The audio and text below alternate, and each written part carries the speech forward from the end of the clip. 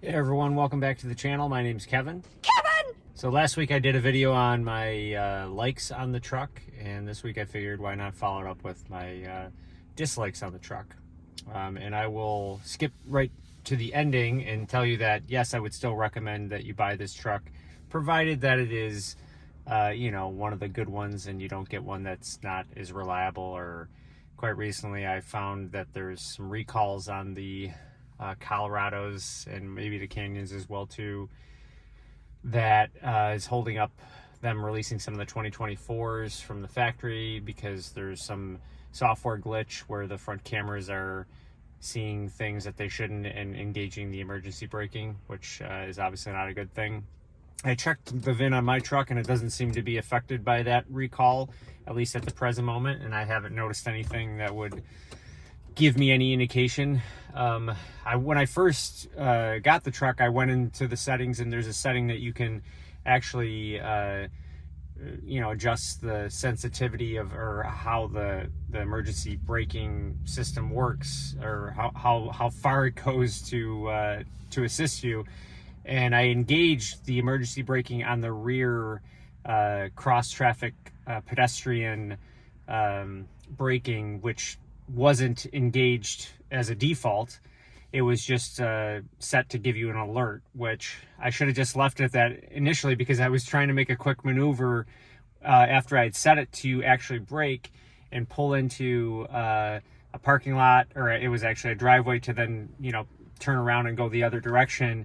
And there was cars that were coming, so in order for me to do it, I had to kind of be bold and go out. And the emergency braking was doing its job because it saw the vehicles oncoming, and it would engage the brake. So I actually had to go into the menu, disengage that, to then be able to get out of that driveway in order to carry on. So I can see that obviously if it's affecting, especially in the front there, you certainly don't want that to happen. I'm sure that there could be major safety concerns if it's doing emergency braking in areas where it should not be doing that. But knock on wood, I have yet to see that issue. Or any really major issues. A couple of times upon startup, my screens took a minute to load up. They stayed black for maybe 10 to 15 seconds, but then they loaded up just fine. So knock on wood again, that's just, a part of, sometimes the truck is going to start up that way based on certain factors. All right, so just a quick reminder, if you have not liked and subscribed, please, I'm trying to get to 1,000 subscribers. Please, it doesn't cost you anything to just throw either one of those or both on there. I'd appreciate, obviously, both. You can click the bell notification to find out when new videos come out. Typically, I release videos on every Saturday morning, but we'll see if we can get to 1,000 subscribers and actually start making a little money from this YouTube thing.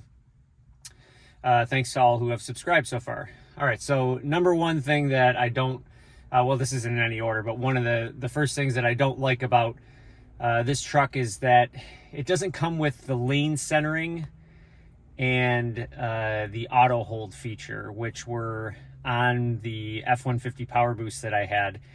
I really think that lane centering is a nice feature to aid you in the adaptive cruise control. This has the lane keep assist, so it obviously sees the lines, and if you're about to stray out of it, it gives you a little nudge on the inside. But I've had Volvos, I've had Volkswagens, my wife had an Audi, the Ford F-150 had the Copilot Assist, which is not the active one with the Blue Cruise, but it's still the Assist Copilot. Gave you lane centering on the thruway and other roads with clear lane markings on both sides, which was really nice for longer trips, longer highway trips. It helps to reduce the fatigue a little bit more. I think honestly on a truck like this, it doesn't really wander on the thruway or anything like that, but it still would be helpful to have the lane centering. It's just another piece of technology that I really like. And I'm a little bummed out that even though this truck still has some good technology, it doesn't have as much technology as some of the other vehicles that are even cheaper than it have. All right, so number two, the wireless charger on this doesn't like my phone. The F-150 wireless charger also was not very nice with my phone. My phone got really hot. On this one, it just doesn't seem to pick it up. I took the case off. I tried to move it around. I put a little marker under there, like some people had said, but it basically, oh, there's people walking by right now.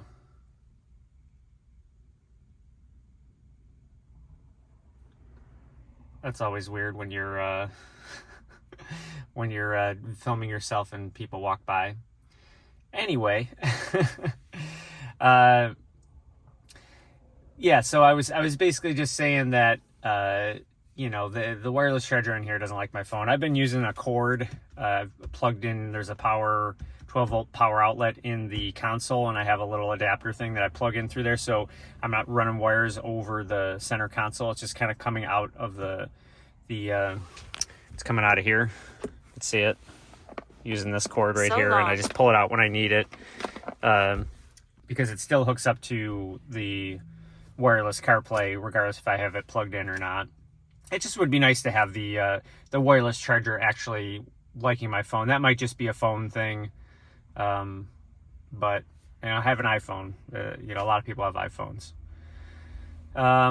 So another bummer about this, and these are all relative to my cars that I've owned before, and especially the truck that I owned before, the F-150, which was a full-size truck, obviously. So the rear underseat storage and just the usability of the back seat space is not you know, the rear underseat storage has got this big kind of plastic bulky thing under there. There's really not many things you can put under there very conveniently without like kind of tipping them precariously. Yeah, obviously that's, you know, I bought a mid-sized truck. I should have expected that, and I did. So at the end of the day, that's a compromise I had to make and something that I don't like. But, you know, obviously I still bought the truck. Number 4, I would say that there are some fitment issues. You know, the dealer pre-delivery inspection that they did seemed very rushed at the dealer. That might be a dealership thing, but then there's also some things about the quality of the truck, like the rear doors seem to close not very securely. Actually, there was one time I thought it was closed and I started driving and I went to go pull in a parking space and the door flew open, so I clearly hadn't closed it. So that might be operator error, but they don't close as nicely as the front doors close. And there's like little things like in the spray and bed liner, there's like an anomaly that is some sort of overspray, or they sprayed over some sort of weird thing that will eventually rear its ugly head as I own the truck longer. And like the little wheel wells in the front, like everyone has that issue where they start popping out a little bit, and you can start to see that they're not really hugged in tight to the body of the vehicle. And just the, you know, the lines aren't as crisp, you know, to be expected on a production vehicle like this that's not necessarily a luxury vehicle. So, you know, there are a couple things that I think, you know, especially that spray and bed liner, that shouldn't have left the factory like that. They should have, you know, figured something out on that. And granted, when I looked at this truck, the bed was full of snow, so I didn't even get the chance to see that. So, and then when I was taking delivery of the truck, I didn't think to look in the bed that there'd be something like that, so I didn't even mention it. So here we are with that issue that I found out later. And then the last thing is kind of silly, but you know, everyone needs sunglasses when you drive because eventually, although around where I live, the sun doesn't come out during the winter hardly ever, but a place to put your sunglasses. I think the Toyotas come with it. The F-150 certainly had it just above the console near the rear view mirror is a spot to put your sunglasses, and I kind of have to find a spot in the center console, and that's already a spot where I've got a bunch of things in there, so it'd be nice not to have to cram a pair of sunglasses in there as well too, because I don't like to leave them out in view. Not to say that I have the most expensive sunglasses in the world, but I like to buy a nice pair that, you know, has polarized lenses and you know, is going to be at least something that I'll take better care of, and I'd like to keep it out of the sight of anyone walking by the truck. So yeah, that's just all the things that I don't like about the truck that are relative to me. And like I said, they're all nitpicky. They're all things that obviously didn't stop me from buying the truck. And I'm hoping that I don't eventually see any more issues, you know, any sort of check engine lights as a result of, you know, reliability issues. I obviously went through that with the F-150, and I'd like to at least avoid that. So we're going to keep our fingers crossed and knock on a whole bunch of wood as we roll down the miles on this. And if there's any videos you guys want to see anything on, put that in the comments below. If you have any other dislikes that you want to add, or if there's any questions you have on this truck that you're curious about if you're shopping one of these trucks.